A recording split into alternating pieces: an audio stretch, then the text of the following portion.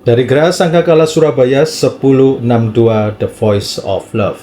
Saya Pastor Bani Firdaus dari Gereja 1 Jam Saja GSJS Tunjungan Plaza, Surabaya. Shalom kekasih Tuhan. Tetap semangat, tetap setia mengiring Yesus. Bagaimana kabarnya kekasih Tuhan? Sehat-sehat saja bukan? Saya berdoa semoga kekasih Tuhan berada dalam kondisi sehat-sehat saja dalam segala sesuatu. Kekasih Tuhan, dalam hiruk pikuk kehidupan modern, kita seringkali terjebak dalam arus informasi yang deras. Notifikasi ponsel yang berbunyi terus-menerus, deadline pekerjaan yang menumpuk, dan tuntutan sosial yang tak kunjung usai membuat pikiran kita lelah dan mudah lupa. Kemarin siang, karena kesibukan persiapan membuat bahan untuk mengajar public speaking, membuat konten di media sosial, dan persiapan khotbah, saya jadi lupa bahwa saya ini sedang menyalakan pompa air untuk mengisi tandon atas rumah saya. Akibatnya, tandonnya banjir dan airnya meluber keluar. Ketika airnya banjir, maka saya baru teringat kalau saya menyalakan pompa air. Baru saya buru-buru mematikan tandon air tersebut. Suatu kali ketika saya bertugas di gereja teman saya adalah seorang pemimpin gereja yang bisa multitasking. Dan teman saya ini sering bercerita bahwa timnya dia ini menurutnya sangat lambat dalam mengerjakan tugas. Teman saya ini mau timnya juga bisa multitasking seperti dirinya. Tapi di sisi timnya, di mana saya juga kenal baik dengan tim teman saya ini, saya mendapatkan kesan bahwa teman saya yang seorang pemimpin gereja ini adalah seorang yang mudah lupa. Terkadang keputusannya berubah mendadak tanpa yang disadarinya. Jadi tiba-tiba berubah. Timnya jadi bingung. Sampai muncul istilah di gereja itu, loh, kok isuk dele sore tempe? Nah, mungkin kekasih Tuhan sudah tahu ya, isuk dele sore tempe. Itu berubah-berubah gitu ya. Tapi kalau bagi saya, isuk dele sore tempe, wah ini makanan sehat ya kasih Tuhan ya. Lebih baik makan sehat seperti ini. Nah, menurut timnya, teman saya ini perlu sering diingatkan juga kalau sudah membuat keputusan tertentu. Terkadang bisa lupa loh dari keputusan yang sudah dibuatnya sendiri. Kekasih Tuhan, pernah jugakah mengalami kelupaan mematikan kompor pada waktu memasak air? Wah, kalau ini saya pernah, kasih Tuhan. Sampai pancinya tuh gosong. Untungnya ketahuan. Ketahuannya dari apa? Ketahuannya karena bau gosongnya tadi. Akhirnya baru sadar, loh, iya ya, dari tadi masak air ya. Itu kalau coba masak mie instan, mungkin mie-nya sudah dari mie kering lagi ya, nggak jadi mie basah, jadi kering lagi mie-nya. Nah, kekasih Tuhan, sehari-hari kita dipenuhi dengan begitu banyak hal yang harus diingat. Mulai dari hal-hal kecil seperti jadwal rapat, hingga hal-hal besar seperti tujuan hidup. Penelitian menunjukkan bahwa manusia dapat menyimpan banyak informasi, tetapi daya ingat manusia itu sering dipengaruhi oleh kapasitas kerja otak, faktor emosional, dan distribusi perhatian. Saya mencatat ada beberapa penelitian. Yang pertama, penelitian tentang kapabilitas memori jangka pendek. Penelitian ini dilakukan oleh George A. Miller pada tahun 1956 dengan judulnya The Magical Number 7 plus or minus 2 Some Limits on Our Capacity for Processing Information. Ini menjelaskan tentang kapasitas memori manusia dalam jangka pendek itu terbatas pada hanya 7 unit informasi atau 7 item informasi dengan toleransi 2 unit lebih atau kurang. Jadi bisa 5 unit atau 9 unit. Nah, contohnya seperti ini. Unit ini berupa angka atau huruf atau kata atau kelompok informasi kecil. Misalkan nomor telepon ya 081234567789. Nah, kita ini lebih mudah mengingat karena informasi tersebut dikelompokkan. Kalau kekasih Tuhan tanya nomor telepon seseorang, biasanya kasih Tuhan kan tidak langsung menghafalkan dalam urutan yang panjang. biasanya dipisah-pisah 0812 kan begitu kan, 3456 789. Karena itulah yang memang digunakan otak kita dalam menghafal. Demikian juga ketika kita menghafal daftar belanjaan, kita mungkin dapat mengingat sekitar 7 item. Ini tanpa dicatat ya, kasih Tuhan ya. 7 item, misalkan mau beli apa nih ya? Apel, susu, telur, roti, kopi, keju, mentega. Nah, ini hanya bisa 7, ya plus minus 2, bisa 5, bisa 9. Tapi kalau kasih Tuhan bisa lebih dari itu, yaitu luar biasa. Pada umumnya itu hanya bisa 7 plus minus 2 item. Jadi kalau kita menghafal mau belanja apa ya? Apel, susu, telur, roti, kopi, keju, mentega. Dihafalin terus gitu kan? Apel, susu, telur, roti, kopi, keju, mentega. Nah, ketika sampai supermarketnya, mau beli apa Pak? Belinya lada hitam. Karena apa? Karena lupa. Menghafalkan 7 itu tidak mudah. Itu beberapa waktu yang lalu saya melihat di sosial media, ada anak kecil yang menghafalkan daftar belanjaan. Tiba-tiba ketika sampai di warung ditanyain, kamu mau beli apa le? Tuku apa le? Tukune bukan bahan makanan, malah pulsa, ya ngisi pulsa. Ya ini sebagai bentuk apa? Bentuk nyata bahwa penelitian ini benar. Kemudian penelitian lain yang sebelumnya tahun 1887 menunjukkan bahwa rata-rata individu dapat mengingat 7,3 huruf atau 9,3 angka. Wah, ini luar biasa sekali ya. Jadi hasil studi itu menunjukkan bahwa kebanyakan orang mengingat tuh 7 digit dengan variasi kurang lebih 2, ya plus minus 2, dan konsisten dengan teori Miller. Namun tidak dapat disanggah bahwa faktor usia, tingkat perhatian, dan pengalaman dapat mempengaruhi hasil. Kemudian penelitian yang kedua yang saya catat di sini adalah efek lupa. Hermann Ebbinghaus, ini seorang psikolog Jerman, menemukan bahwa 50% informasi bisa terlupakan dalam waktu 1 jam dan 70% bisa hilang dalam 24 jam. Ini menunjukkan bahwa pengingat atau pengulang seperti catatan, alarm, atau jadwal itu membantu otak untuk mengatasi kelupaan. Nah, yang penelitian ketiga ini tentang beban kognitif. Ini ada sebuah penelitian dari Sweller tahun 88 menyarankan bahwa alat bantu eksternal seperti kalender atau aplikasi ini dapat mengurangi beban sehingga meningkatkan produktivitas. Bahkan studi dari Harvard tahun 2014 itu mengatakan bahwa untuk mengingat perlu daftar tugas atau kalender karena bisa meningkatkan efisiensi hingga 20-30%. Jadi hal ini menunjukkan bahwa semua orang itu perlu pengingat. Tekanan otak kita ini akan terus-menerus mengolah informasi dan akhirnya tidak sanggup untuk mengingat hal-hal yang lainnya.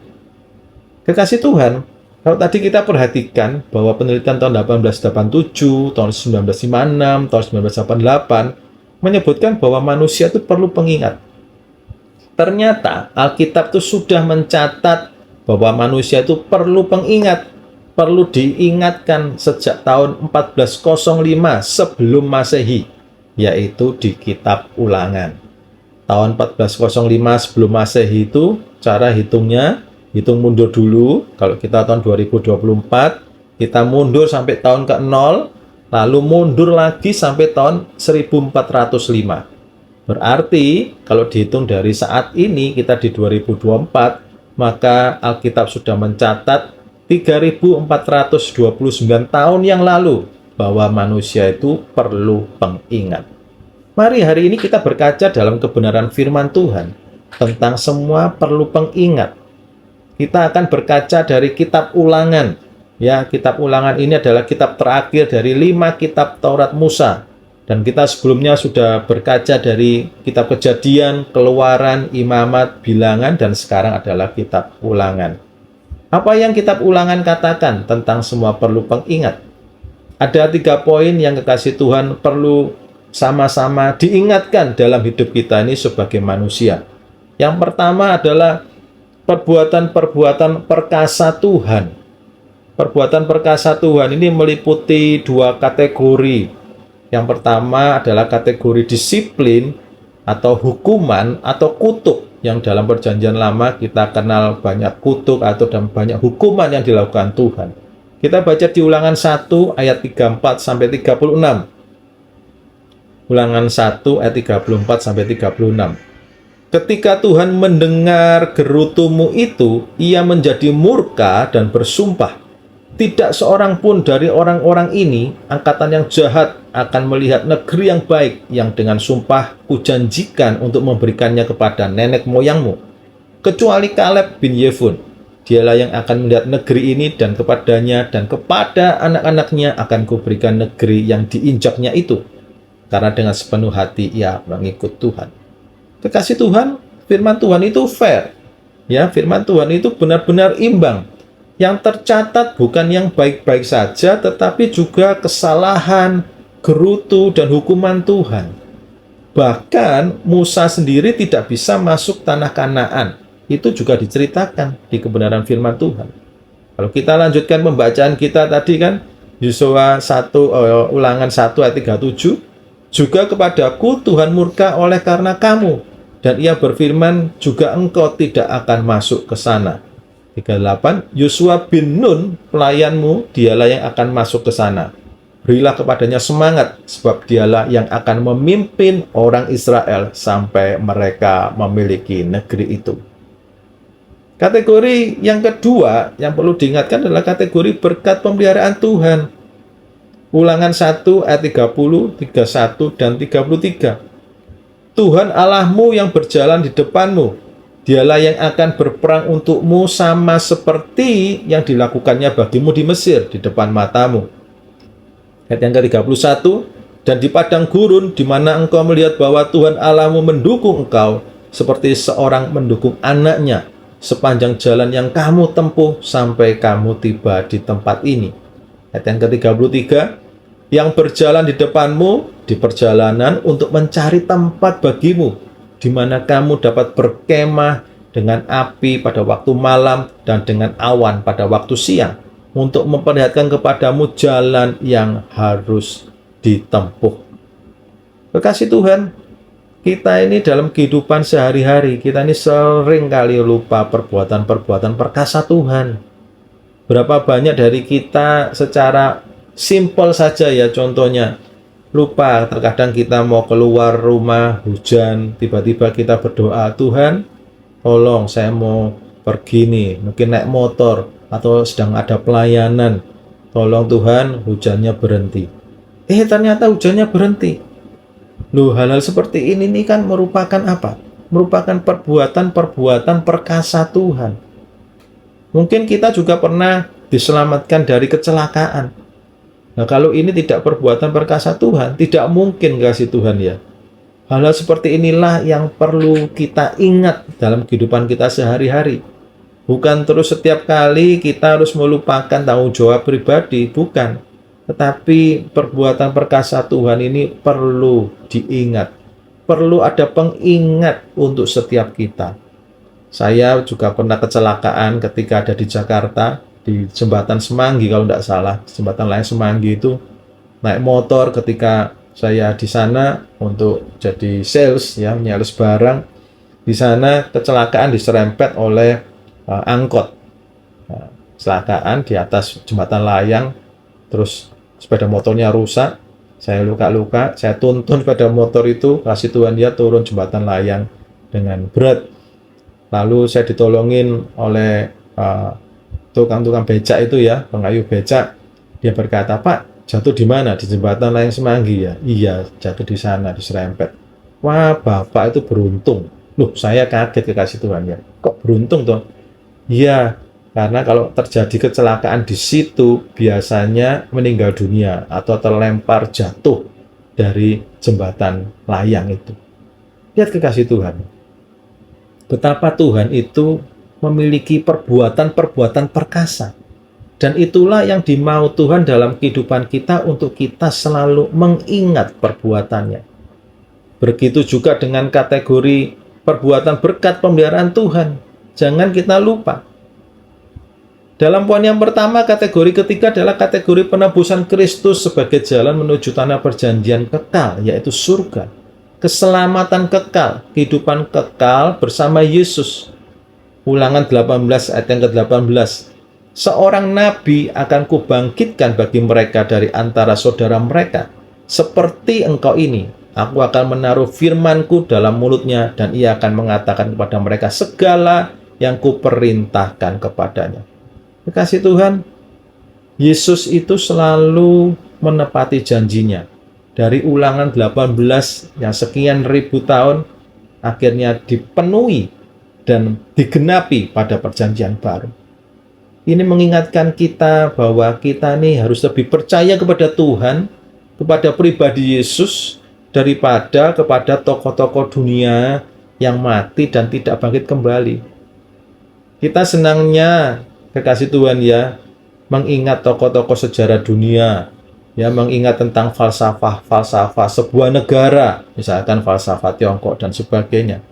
Padahal kita tahu sendiri bahwa tokoh-tokoh dari sejarah itu, tokoh-tokoh itu lahir, mati, dan tidak bangkit.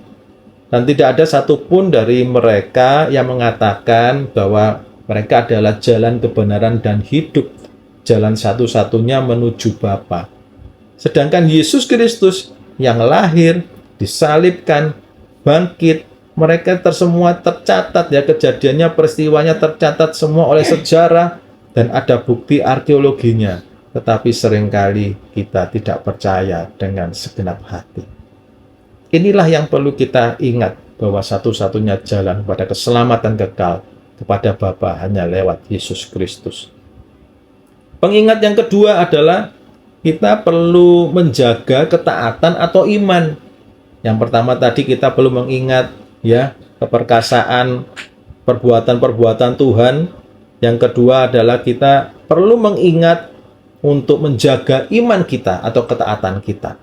Ulangan 4 ayat 37 sampai 40. Karena ia mengasihi nenek moyangmu dan memilih keturunan mereka, maka ia sendiri telah membawa engkau keluar dari Mesir dengan kekuatan yang besar, untuk menghalau dari hadapanmu bangsa-bangsa yang lebih besar dan lebih kuat daripadamu, untuk membawa engkau masuk ke dalam negeri mereka dan memberikannya kepadamu menjadi milik pusakamu seperti yang sekarang ini. Ayat yang ke-39 dan 40. Sebab itu ketahuilah pada hari ini dan camkanlah bahwa Tuhanlah Allah yang di atas langit dan di bumi di bawah, tidak ada yang lain. 40. Berpeganglah pada ketetapan dan perintahnya yang kusampaikan kepadamu pada hari ini, supaya baik keadaanmu dan keadaan anak-anakmu yang kemudian, dan supaya lanjut umurmu di tanah yang diberikan Tuhan Allahmu kepadamu untuk selama-lamanya.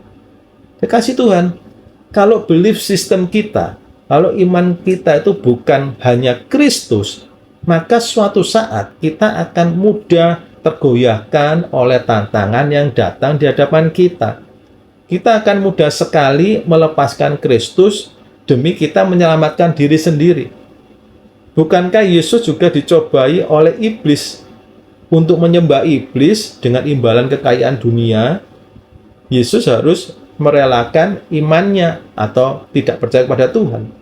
Bagaimana kalau kekasih Tuhan yang dicobai seperti itu? Kalau iman kita tidak kuat, kita pasti jatuh. Karena ketika kita berada dalam cobaan dunia, daging kita ini maunya ikut kesenangan dunia. Itu sebabnya Yesus berkata, roh memang penurut, tetapi daging lemah. Penyerahan yang Allah inginkan dari kita, kekasih Tuhan, ialah penyerahan total, belief system total kita, kesetiaan yang utuh, dan pengabdian dengan sepenuh hati. Jangan karena masalah ekonomi, akhirnya kita menjual iman kita. Ingat, Tuhan telah merelakan nyawanya mengganti kita untuk menebus segala dosa kita. Pengingat yang ketiga, yaitu menjalankan hidup yang sesuai dengan kehendaknya. Mengikuti kehendak Allah dalam setiap segi kehidupan seperti diatur dalam perintah-perintah di dalam hukum Taurat. Kasih Tuhan bisa baca itu ya, di ulangan 5 tentang ke-10 perintah Tuhan. Dan itulah yang dimaui, yang dikehendaki Tuhan kita Yesus Kristus untuk dilakukan dalam kehidupan kita, menjalankan hidup sesuai dengan kehendak-Nya. Yuk kita baca di Ulangan 6 ayat 17 sampai 19. Haruslah kamu berpegang pada perintah, peringatan, dan ketetapan Tuhan Allahmu yang diperintahkannya kepadamu. Haruslah engkau melakukan apa yang benar dan baik di mata Tuhan, supaya baik keadaanmu dan engkau memasuki dan menduduki negeri yang baik, yang dijanjikan Tuhan dengan sumpah kepada nenek moyangmu. 19. Dengan mengusir semua musuhmu dari hadapanmu, seperti yang difirmankan Tuhan. Kata mengusir semua musuh yang baru kita baca tadi, itu adalah mengusir apapun atau membuang apapun yang tidak berkenan di hadapan Tuhan dalam aktivitas kehidupan kita sehari-hari. Contohnya seperti gambar atau berita atau video pornografi, ya. Terus kemudian bagaimana kita bertutur kata. Apakah kita suka berbicara kasar, memaki orang, ya kan? Membuli. Suka memaki, suka membuli. Apakah kita masih suka selingkuh? Ya, kita mungkin suka korupsi, yang mengambil uang yang bukan hak kita. Penggelapan pajak dan lain sebagainya. Ini kan semua perintah Tuhan yang ada di 10 hukum Taurat yang ada di Ulangan pasal yang kelima. Ayo kekasih Tuhan, kehidupan kita ini hanya sekali saja pakai untuk kebenaran di dalam Yesus Kristus. Kita boleh berbisnis, kita boleh networking dengan sangat luas, kita boleh expand bisnis kita sampai ke luar negeri pun. Atau kita boleh rajin main sosial media. Tapi jangan kita lupa, perlu selalu diingat bahwa dalam kehidupan kita, ayo menjalankan hidup yang sesuai dengan kehendak-Nya. Saya kenal dengan seorang ibu-ibu, dia berkata gini, enak loh ya kalau jadi Kristen itu. Minta ampun pada Tuhan Yesus, dosa diampuni. Loh, kalau gitu kan bisa begini, Pastor ya. Aku sekarang tak ngemplang dulu, ya toh, tak kulaan barang, barangnya nggak dibayar, tapi dapat duit, terus tobat. Kan langsung masuk surga ya, Pastor ya. Jawaban saya cuma satu, kasih Tuhan ya. Iya, kalau sempat tobat. Nah, kalau nggak sempat tobat, dan kebanyakan kasih Tuhan, kalau kita sudah hidup dalam dosa, itu sulit sekali kita untuk keluar dari lumpur dosa. Kita malah berkubang lebih dalam lagi menikmati dosa yang sudah kita perbuat. Bahkan orang yang sudah pernah berdosa dan dia bertobat, dia bisa kembali lagi loh ke dosa yang sama. Kalau kita tidak mengingat 3 poin yang diceritakan dalam kitab Ulangan tadi. Kasih Tuhan, biarlah siang hari ini kita diingatkan, kita merefleksi kehidupan kita. Apapun yang kita lakukan, kasih Tuhan boleh mengingat tentang utang yang ada di luar, tentang piutang yang ada di luar, tentang teman-teman, tentang saudara, dan sebagainya, itu boleh diingat. Tetapi penelitian tadi mengatakan, ingatan kita itu terbatas. Dan firman Tuhan hari ini memberikan 3 poin yang mutlak perlu diingat dalam kehidupan kita manusia yang hanya hidup sekali, yaitu tentang perbuatan perkasa Tuhan, tentang perlunya menjaga ketaatan dan iman, dan tentang menjalankan hidup yang sesuai dengan kehendak Tuhan. Kasih Tuhan, ayo sepandai-pandainya manusia perlu diingatkan, semua perlu mengingat. Amin.